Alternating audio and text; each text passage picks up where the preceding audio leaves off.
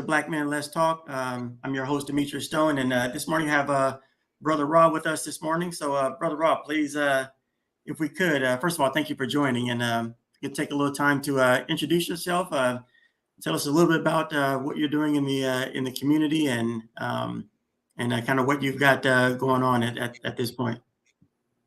Shay, Grand Rising family. I'll just start by saying it's a pleasure being here today, being able to, share this rising with you and discuss some things I know is going to be important to us as a people and a community. I'll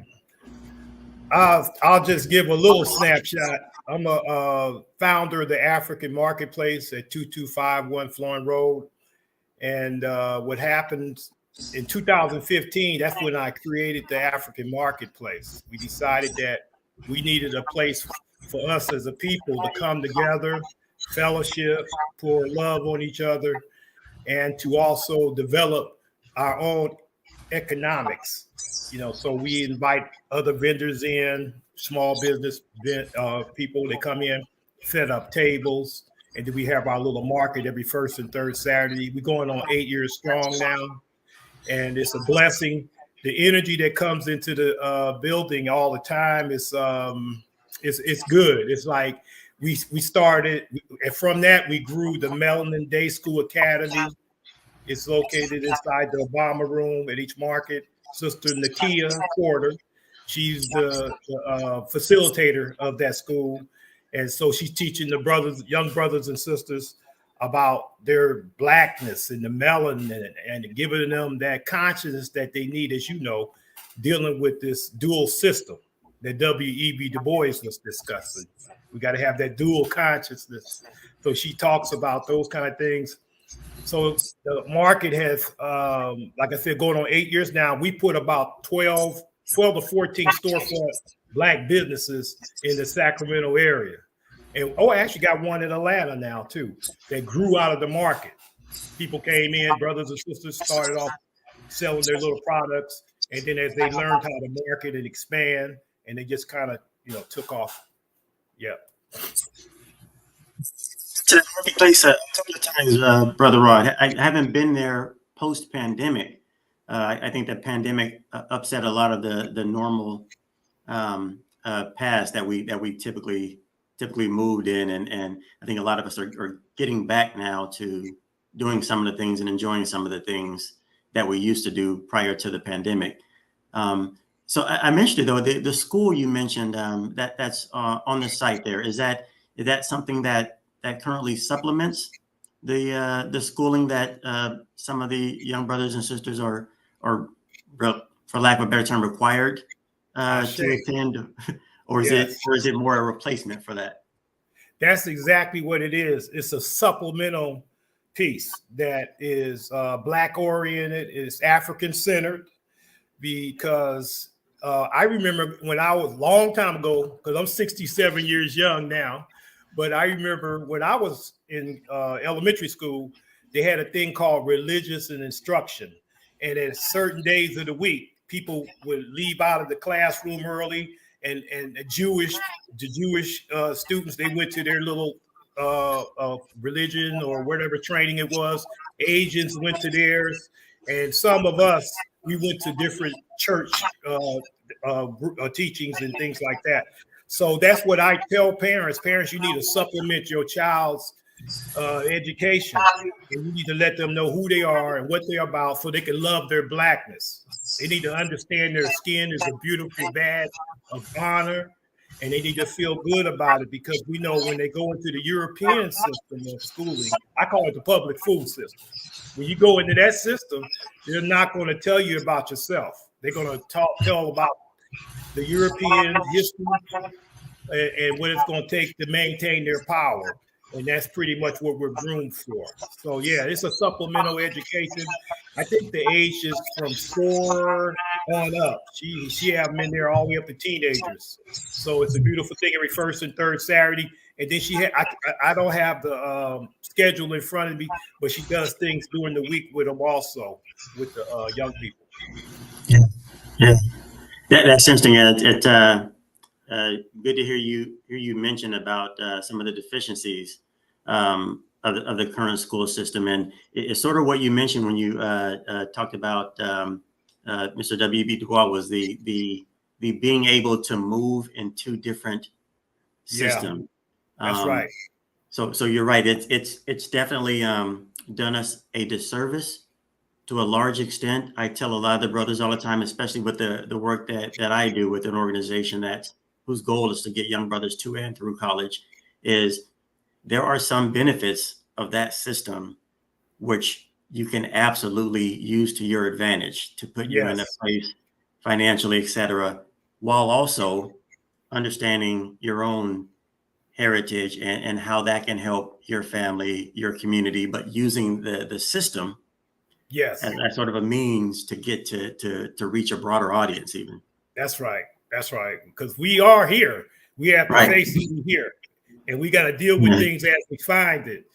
And so, you know, one of the challenges I see for us as a people is the lack of really knowing our story and who we are, not really knowing. Because like I said, I'm 67 years young, and I didn't really get on the fast track of our ancient past and history about 15 years ago to really get to the nuts and bolts of it.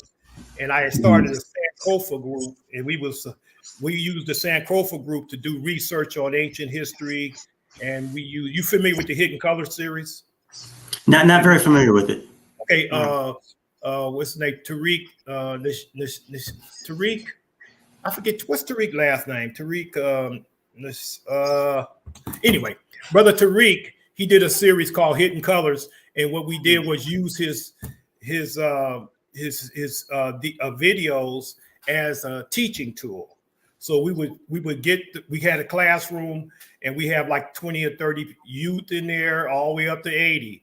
And then we be in the room, and then we show some of the video, and then we turn it off about 10 minutes, and then we go ahead and start the room. We ask the young people first, and we ask them, what did you get out of that, what they just shared? And then the young people will bring forth some information and knowledge. And then once the youth got finished, their elders start chiming in. And it was like a round circle experience of education where the young people teaching us, because they'll tell us some stuff. Sometimes you don't see what they see. And then we go back and segue in. It was a blessing. So we did the Sankofa thing. And the whole thing about the Sankofa was to awaken the African mind. You know, because a lot of brothers and sisters don't know they're still African. I don't care if you hear in America, like Malcolm said, we are Africans, but we just here in America. And that's what I ride with, because it's just a fact. You know, people want to try to, slip off and try to say, well, I'm half Indian, I'm half this and that. Yeah, right. What happened when that policeman pull you over? They don't pull out a chart. Hold on. Let's see. This might be half Native American. The real. Hey, they're not gonna take a DNA test to see what your lineage is. Yeah, you look black. It's real out here. That's right. It's real out here. Yeah. I'm glad you mentioned the term Sankofa. The organization I work with has utilized that term for one of our programs, Brothers of Sankofa at Improve Your Tomorrow. Beautiful. And for those that aren't aware, it really the literal translation of the word is, if I'm not mistaken, it's not taboo to fetch what is at risk of being left behind. That's right. That's my understanding of it. That's right. It's good to hear that. Right. Yeah, it's okay. It's okay to go back and use that information and knowledge of the past, bring it forward to the day to empower yourself. That's what we have to continue to do. Yes. Yeah. I love that. Tell me, Brother Raw, what prompted you to get the African marketplace started? I know for those that haven't gone, I'm sure a good part of this audience has already experienced that and maybe go every weekend. I hope so. I've gotten some great stuff from there, some books, lots of bracelets, lots of resources. Yes. Also, what prompted you to launch that idea? Well, going back, it started with Sankofa. When we started doing the Sankofa workshops, the thing about us as a melanated people, anytime we're put in a situation where we're with each other and fellowshipping and loving each other and sharing information and knowledge, there's a certain vibration that happens. Because what happens, we start discussing topics that's important in our villages and things we need to do to solutions. So one of the things we started saying, hey, we need our economic, we need some place to grow our businesses. We need to be able to show up and circulate our money, a la Black Wall Street, you know, had that money rotating back around between ourselves. So inside the Sankofa, this brother Tabiti, he came up with an idea of an online food service. So they started, it was called Sanko. So they started Sanko. It was about him and about 12 other people. They started Sanko.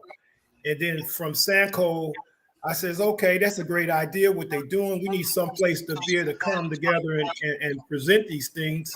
And I came up with the idea of a marketplace. And I looked down the hallways in the building where we was at. And I said, I think what I'll do is go talk to the owner of the building and ask him, is it okay if we start setting up, you know, once a week there, or actually once a month? We started off at once a month, and use the hallways in that building as a place to have vendors down in there and sell products. So that way the brothers and sisters will come, share money with each other, share information with each other. So he allowed us to come in there in 2015. Once we got in those hallways, the energy started vibrating and business kept growing, springing up. All kind of people started making perfumes and shea butters and jewelry. And we started having people coming up with their little food businesses. It was just a lot. Beauty supply company, all kind of things came out of that. So the energy is so good. It's a blessing to see brothers and sisters coming together in love. We got the West African drums. The Charles, he's there every week with the drums. And that right there is another piece itself, because the drums are not just for entertainment. The drums heal and they build you up, because you know it takes us back to who we are. So the energy of the drums is going on, and the being able to share the money. That's what I like. I like that money rotating. I've seen one vendor come up, and they got their table set off, and they get up, go to another vendor table, and they see something they want there. They hand them some money. They take that money, and next thing you know, they're going down the hall buying something, and so on and so on. And so I see the money just rotate. You know, it's just rotating. It's a blessing to see that. So we have to continue to create our own economical situations, and we have to create our own educational situations. And it's always been the same. Nothing new under the sun. This is what Marcus Garvey was talking about. This is what Malcolm was talking about. We got to do for self. And it ain't no other solutions out there. There's no other solutions. We got to do for self. Once we do for self, everything else takes care of itself. Yeah, that's powerful. And I couldn't agree more. I think, waiting to be saved by groups who've shown that it's not in their best interest, self-interest to help us is a full strategy. That's it. But you're right, and often, Brother Rod, in the circles that I move in, whether it be as a prior nonprofit CEO, as a current program officer, I find myself always having to work within two different systems. You mentioned that the W. Du Bois, the dualism, and that's I think what a lot of white people don't understand is that as an African American, there's two yous. You have two souls. That's two thoughts. You have two warring ideas of being an American and being a Black male. That's right. How would you say, so to your point, as you mentioned, we need different systems. Some may hear that as and feel that's however they want to term it. I've heard some of the ridiculous phrases, reverse racism, what have you. But it's just an understanding that we have to move differently. And we have to do things differently. We have to consider different things. What are some of your how does that help you sort of move about in your day-to-day, that double consciousness How does that work for you, and what are some of the challenges with that? Well, I remember initially, like I said, I'm about 15 strong years. Of course, we've always had a subtle hint that we had to do things differently from day one. You knew that anyway. You know, parents had to protect you, tell you to watch out in the streets. You know, we got to watch how we move and everything. But the one thing I tell the young people, because I've been doing mentoring and coaching and a lot of teaching for many years, is that you got to watch how you move out on the streets. Matter of fact, we used to have workshops where we brought the teenagers in, the young people, and we had a brother who was formerly a prison guard, and then we had another brother who was incarcerated. Brother, I guess he wouldn't mind me mentioning his name, Brother Dale McKinney. Brilliant brother, brilliant. He was incarcerated, did several years for a crime he didn't do. And so we start talking to the young people about the importance of knowing how to deal with law enforcement when you encounter them. Because right off the top, they looking at you, they put you in this place as a criminal. They're going to always say, hey, you guilty, no matter what. So we learned teaching them how to keep their mouth shut, and then how to keep themselves calm, and then not to volunteer information, because a lot of times that's what get brothers and sisters incarcerated. They don't know because they opened their mouth and said something. So the best thing to do is don't say nothing, don't volunteer no information, and then wait till you get you an attorney. If you can you can forge your own good. If not, get the public defender and work from there. But moving through this maze, it's a slippery slope for us as Africans in this country. We've been through the system of their I call it miseducation. They teach us against ourselves from day one. Because see, I'm old, man, but I remember the television sets being on when we had 5 stations. It was 5 stations. You know, well, somebody you do 7 and somebody over the antenna. That's right. And but they used to have Tarzan on TV, and you had this white cat, half naked, you know, swinging through the jungle, and he's whooping all the brothers and sisters' butt. You know, he could whoop everybody. He even beat animals up, right? Tarzan. And so they made us like savages. You know, we half naked with spears. So they was given a negative perception of an African. And so that made us say, oh, I ain't African. Oh, no, I'm American. You know, I'm glad I wasn't there, you know. And then they used to have cartoons that showed the natives, the Africans, putting Europeans in a pot, cooking them, you know, like cartoon. And this was like a joke. You know, this is what they did, a lot of buffoonery. And of course, we had the Amos and Andy and all this kind of stuff.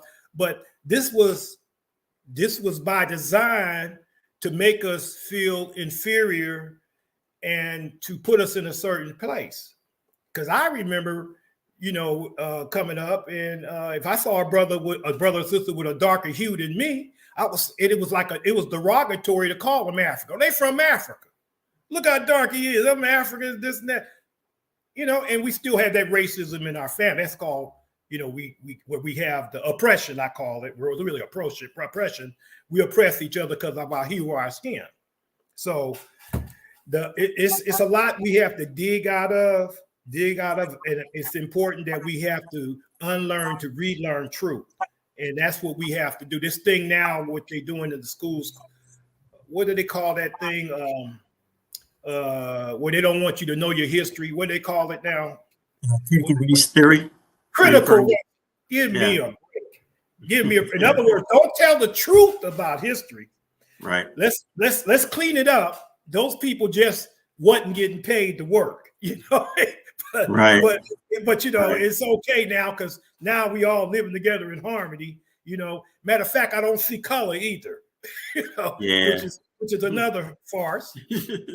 But going through all this stuff, the biggest thing I think we face is being able to unlearn and relearn truth, know who we are and what direction we need to go into. Like I heard you say about the schools.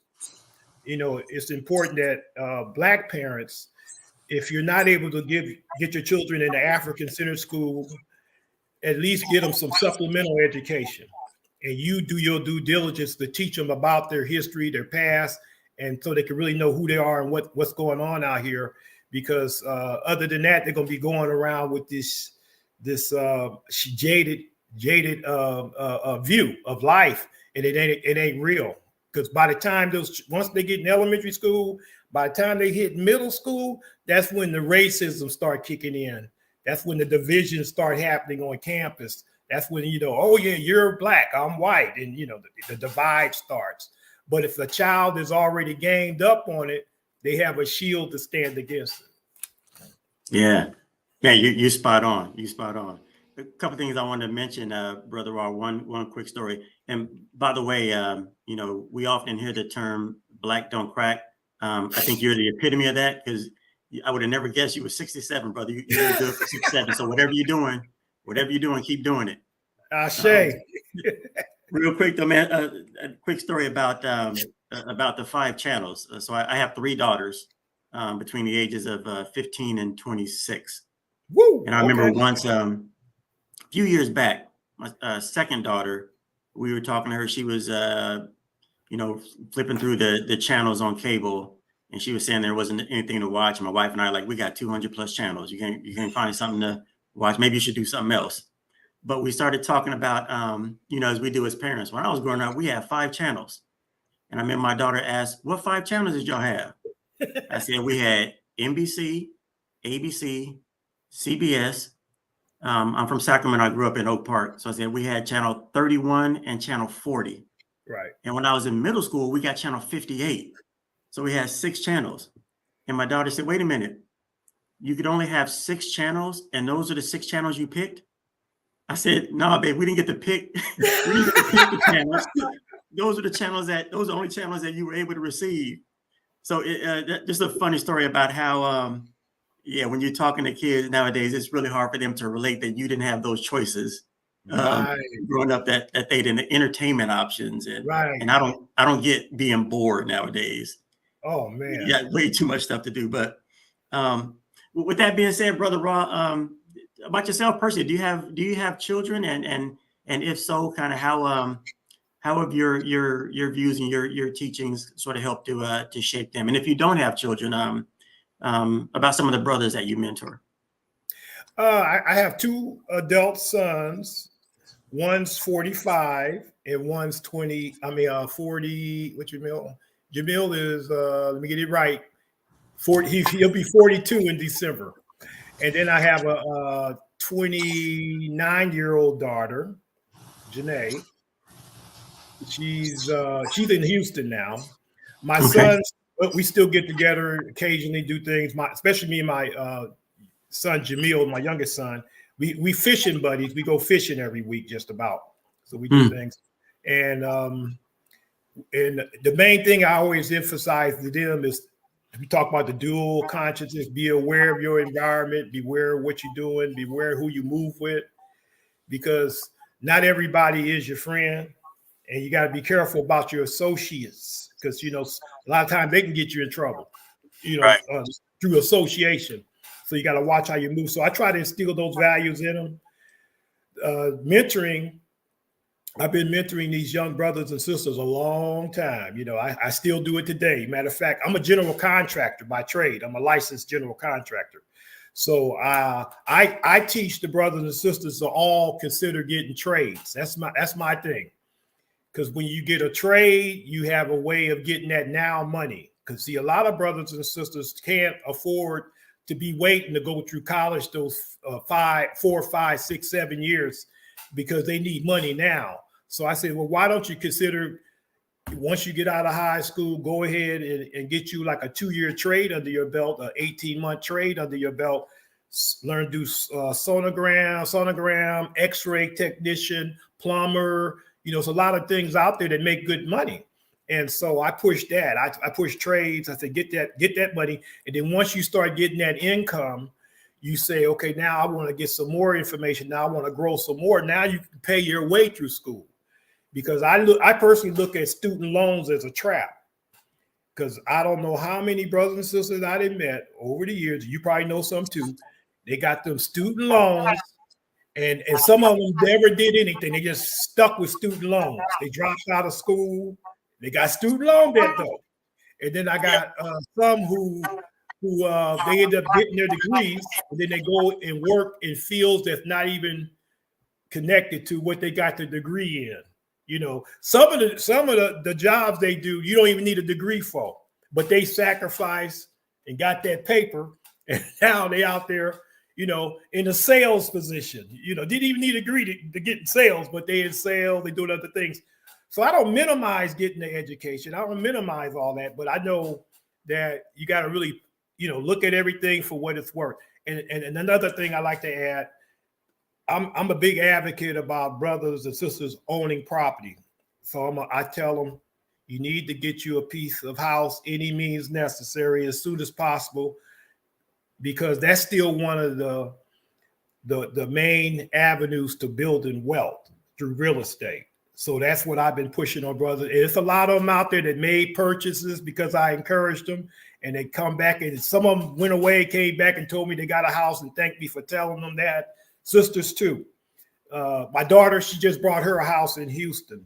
And these young people, especially here in California, I tell them to consider getting up out of California too, because everything is so overpriced.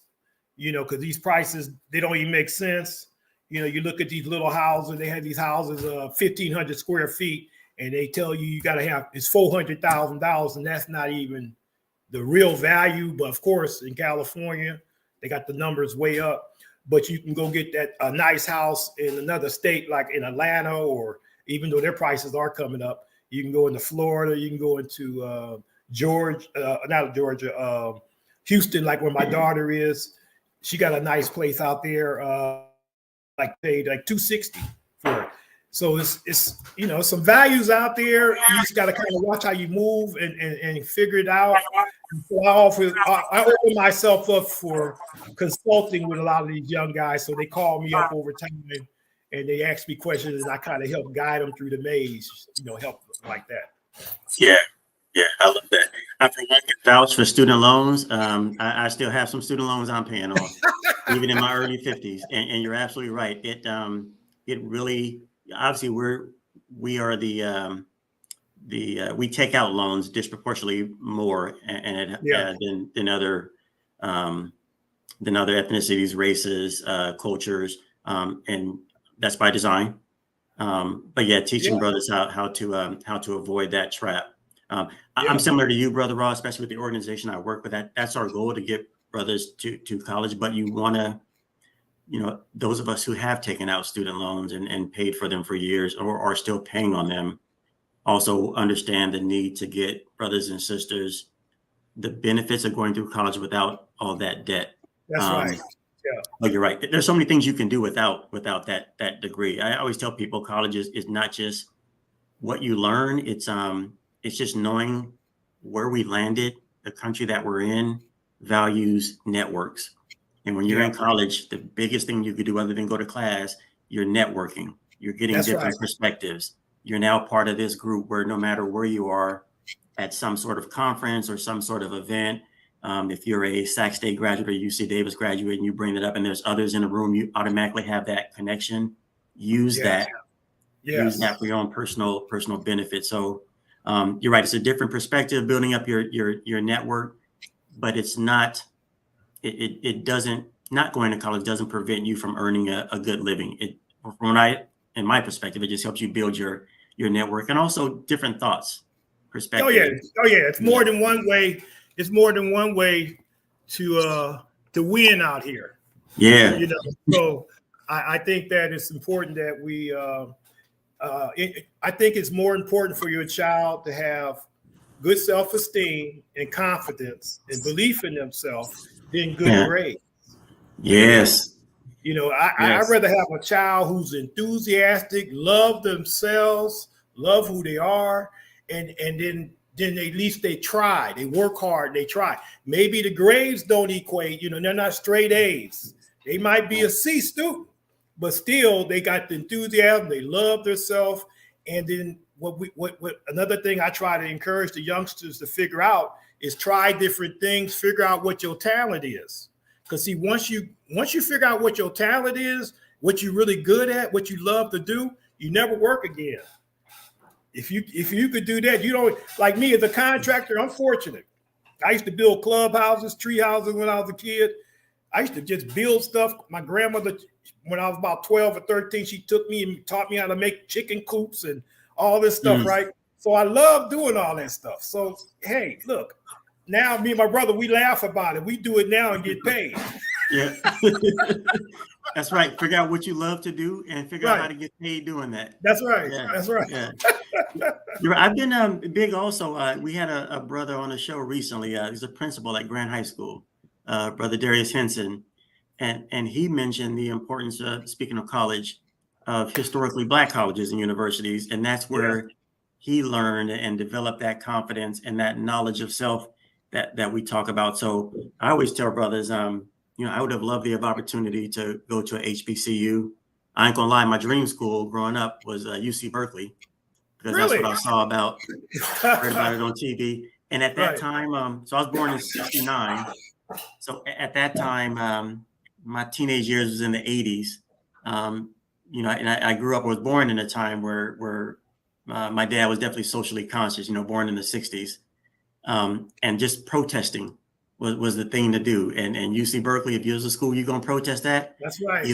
Either San Jose State or UC Berkeley when I was growing up. So, but as I got older, I really wanted to, obviously I didn't have the resources or support or anyone in my family who knew how to get me to college. And I ended up joining the military. But as I got older, I really wish I had been able to attend an HBCU and just to have that experience if I had a college campus experience.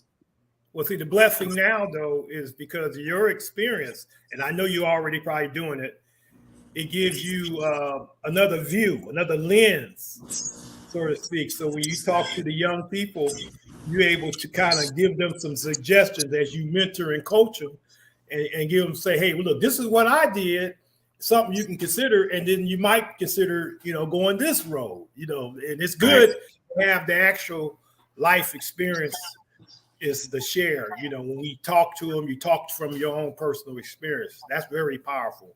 Yeah, that's right. That's right.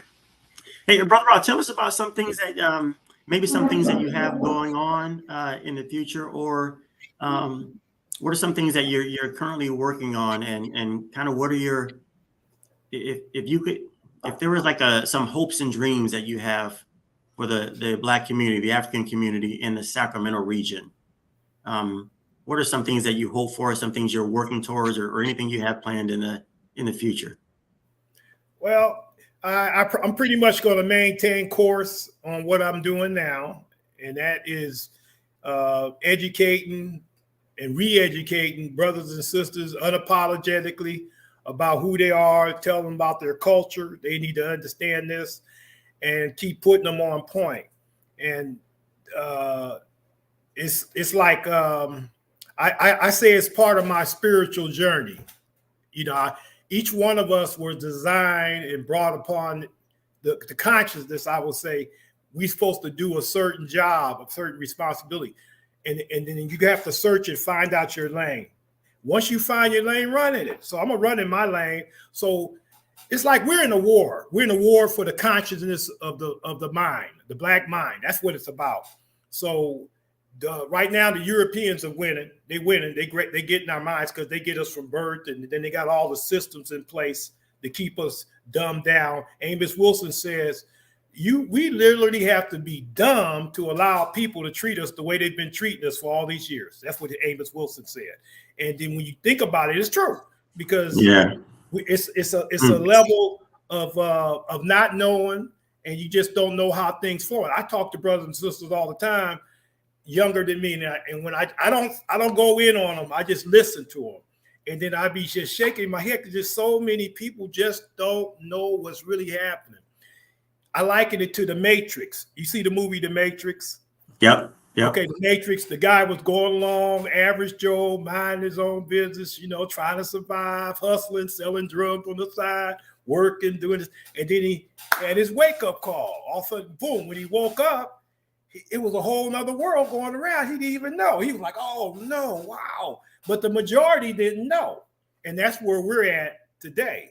Most brothers and sisters are really ignorant to white supremacy, racism, and how it functions and what it's about. Most don't know, but it's through education, it's through music, it's through all these different systems of subsystems, entertainment.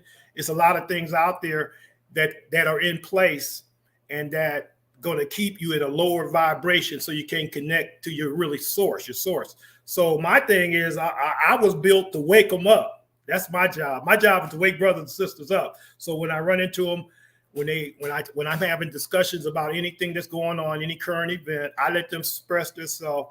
And then I come in, I wait till a good point where I can get in and just give them a 1-2, maybe a spoonful of truth. You can't go too deep on them, you kill them. You know, Malcolm said, the truth is like medicine, but you know, too much medicine can kill you.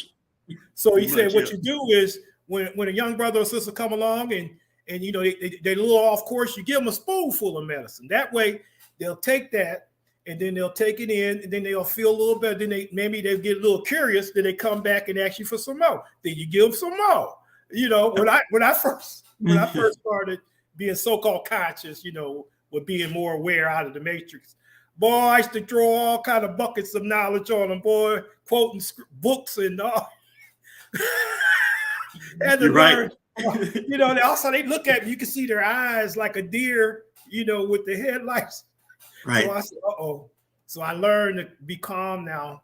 When I run to brothers and sisters, we talking, young people, I don't go all in on them. I just kind of, you know, correct them a little bit, give them a little bit at a time and kind of move them along the maze.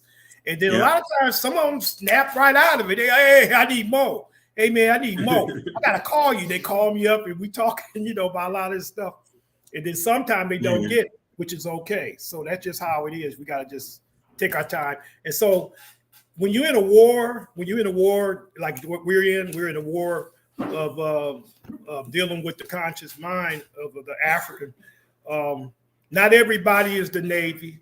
Not everybody is the Army. Not everybody is the Marines. Not everybody is Special Forces. Some guerrilla warfare. And that's why I feel I'm kind of the guerrilla warfare. I'm out here, you know, beating it up, hitting it with the 1-2. I know sometimes, like when I do a little round circle with my vendors before each market, a lot of vendors, new ones be in there, and they don't know me, right? I'll say some things, and I can see their eyes go, ah. But after they get to know me, they understand what I'm talking about, that we are who we've been waiting for. Ain't nobody coming to rescue us. Yep. That other stuff is nobody coming. So you have to look in the mirror and love who you see and love those who look like you unapologetically and keep moving through the maze. If a brother or sister is really off track, don't panic. Just kind of leave them alone and go on to the next. Build with those that will build with you. And that's how I move. I just build with those that build with me. The ones who not sure or whatever, I leave them alone. And sometimes they come around later. But some of them, they ain't never coming back. Give them some time. Yeah, you just don't worry. Right. And you know, that's a game that we all know to some level, you know, give someone a little bit. You want to build up that trust first before you start hitting them with all this knowledge. Because if you spend an hour or two talking to a young brother or sister about what they should be doing, eventually they're going to shut down. Yeah. And you know, we know this game. We've been playing this game for a while. And even in the dope game, you give them just a taste. That's right. To get them coming back. That's right. I'm not going to give you everything in the beginning. It's the same way therapists do it. You know, they build up trust. I want to talk to this person about these 10 things, but I got to build up trust first. Maybe that first session, we're going to touch on one thing. I'm not going to try and boil the ocean.